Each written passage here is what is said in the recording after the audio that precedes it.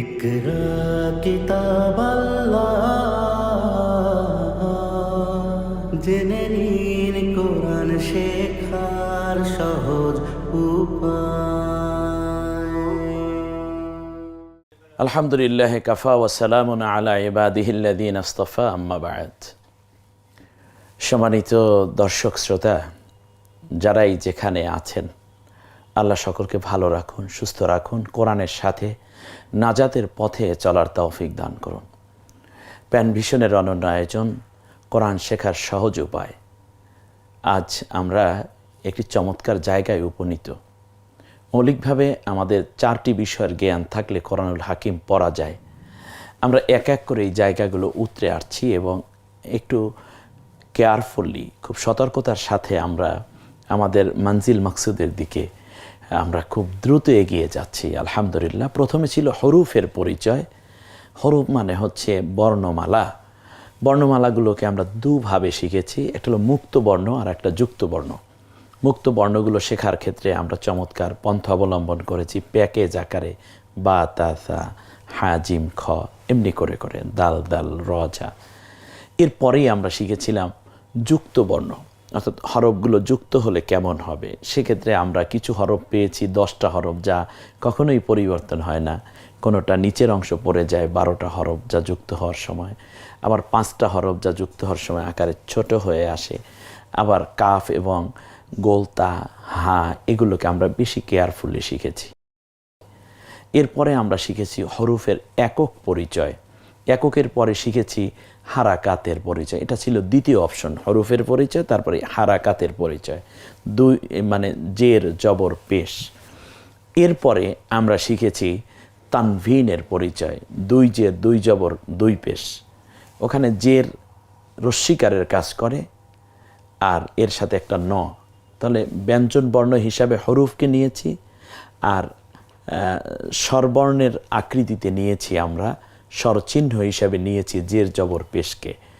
আর এটাকে ধরে, বেস ধরে আমরা আলহামদুলিল্লাহ অনেকগুলো উদাহরণে এ পর্বে আপনারা বিভিন্নভাবে পরীক্ষায় অংশগ্রহণ করেছেন। তারপরে আমরা শিখেছি যজম। যজম দ্বারা মূলত আমি যজমকে কোনো পড়াই বলতে চাইনি আপনাদের খেদমতে। মূলত যজম হচ্ছে অক্ষরের একক উচ্চারণ। একক উচ্চারণ মানে হচ্ছে হরফটার যে একক আছে, যে হরফে যজম হবে ওই হরফটার একক উচ্চারণ করব হসন্ত আকারে। এর উপরে ভিত্তি করে আমরা কয়েকটা কাজ আপনাদের সামনে দেখিয়েছি স্ক্রিনে এবং আপনাদের সামনে এটার একটি পরীক্ষা উপস্থাপন করেছি। আর অলরেডি এই পরীক্ষাগুলো আপনাদের জন্য খুব সহজ হয়ে গেছে। আমরা আজকে ওই চতুর্থ কাজটি করতে চাচ্ছি, যে কাজগুলো করলে কোরআন শিক্ষা করা যায়। তবে এ ফাঁকে কিন্তু আরও মৌলিক কিছু বিষয় আমরা শিখে ফেলেছি, যেমন খারাজের খারা জবর উল্টা পেশ একালিপ টেনে বলতে হয়। আবার আরেকটি বিষয় আমরা শিখেছি যে যজমের ক্ষেত্রে 5টি হরফ এরকম আছে যাতে যজম হলে কলকলা করে পড়তে হয়, বা, জিম, দাল, ত, কফ। এরপরে আমরা আরেকটি বিষয় মৌলিকভাবে শিখেছি যে তানভিন কিংবা নুন যজমওয়ালা নুন অথবা তানভিন যদি থাকে, এর পরের হরফ যদি বা হয়, তাহলে আমরা তানভিনের ন এবং নুন সাকিনের নটাকে পড়ার সুবিধার্থে আমরা ম পরে ধরব। এটা কি বলা হয়? ইকলাব।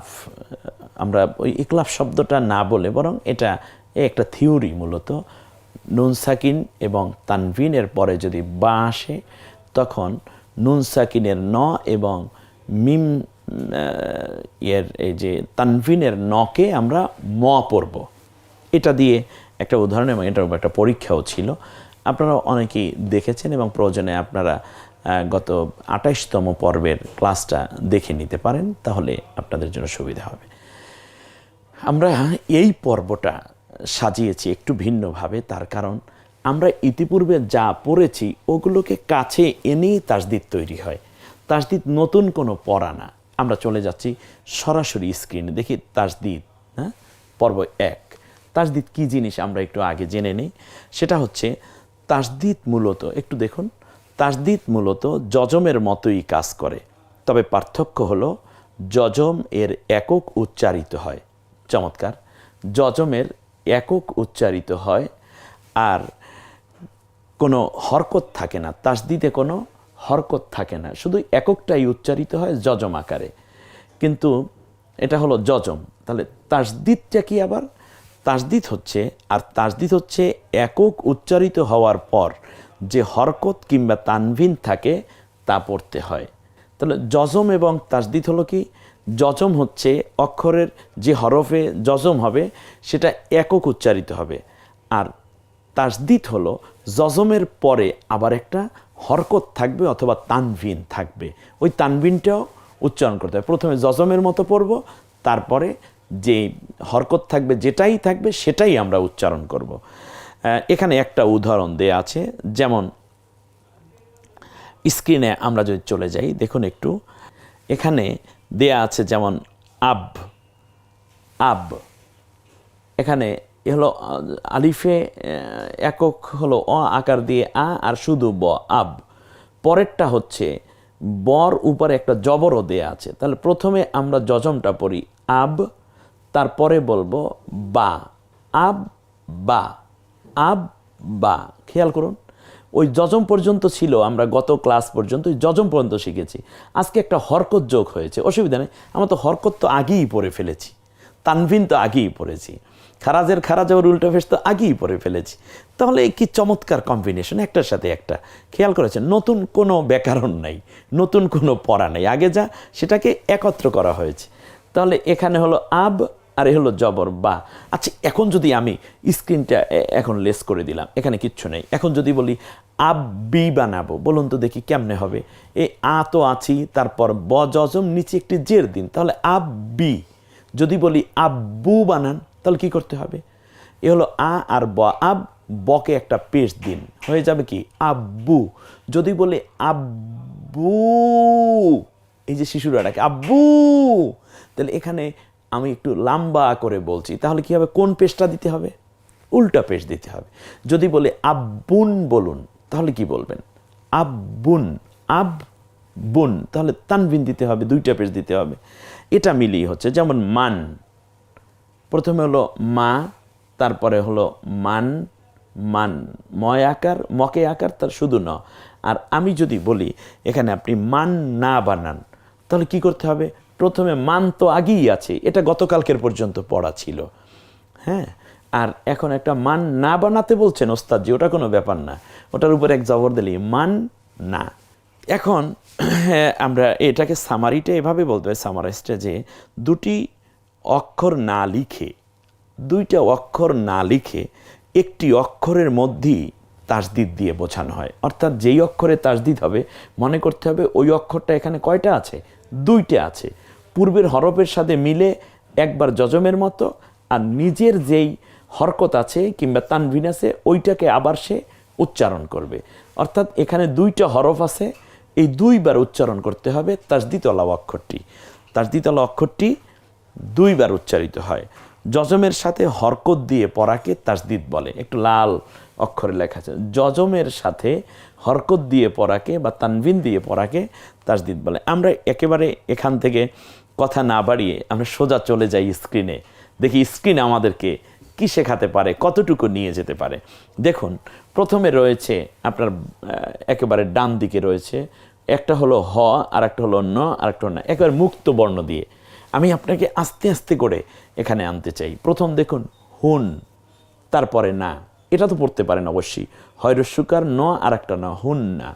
এখন হুন না, এখানে দুইটা ন বলতেছেন, হুন না, এজন্য আমি নটাকে একত্র করে ফেলি, একটু যুক্ত করে লিখলাম। যুক্ত করে লিখলে কি হয়? হুন না। এখন হুন না, তাহলে প্রথমটা যজম, তারপরে জবর, দেখুন একটু, হুন না। এটা কি তাসদিদ আকারে যখন আমরা পড়ব তখন এই সিম্বলটা ব্যবহৃত হবে ডাব্লিউ এর মতো, হুন না, এটা হলো চূড়ান্ত রূপ।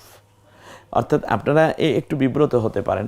আমি চেয়েছিলাম একবার যে আমরা যেহেতু যজমটা এভাবেই, যজমের সাথে হরকত মিলেই তো তাসদিদ হয়। আমার খেয়াল ছিল যে আমি কোরআনুল হাকিম যখন আমি এটা আমার চিন্তা থেকে সংস্করণের চিন্তা করেছিলাম, তখন ভাবলাম যে তাসদিদটা এভাবে দিয়ে বানানো যায় কিনা, কিন্তু তামাম দুনিয়ায় হুন না, ওখানে তো একটা তাসদিদের সিম্বল ডাব্লিউ এর মতোই দেয়া আছে, যার কারণে আমি আর ওখানে হাত দিতে চাইনি, কিন্তু পড়ার সহজীকরণ কিন্তু এখানে মাঝখানে যেটা আছে এটা কিন্তু সোজা।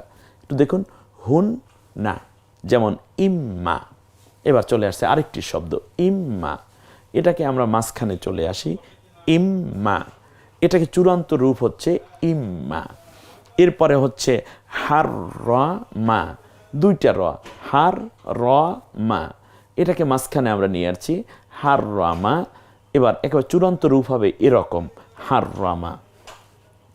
তাহলে জিনিসটা যেটা আপনাকে আমি উপস্থাপন করতে চেষ্টা করছি বারবার, সেটা হচ্ছে এই রয়ের উপর জবর দিলে র হয়, এটা আপনি জানেন। হার উপর জবর দিলে হা হয়, এটা হ একক, তো তার উপর জবর দিয়ে হা হয়েছে। মকে মা বানানো হয়েছে। এখন দুইটা র আছে পাশাপাশি, এই দুইটারও একটা জজম একটা হরকতলা, এই দুইটাকে একত্র করার জন্য মূলত তাসদিদটা ব্যবহার হয়েছে। প্রথমে পড়বেন হার, এই জজমের মতো, তারপর রকে কি আছে, রতে একটা জবর দিয়ে আছে, তার র পড়েন। যদি পেশ থাকতো তাহলে হার রু হইতো, যদি জের থাকতো তাহলে হার রি হতো। মনে হয় বুঝতে পেরেছেন।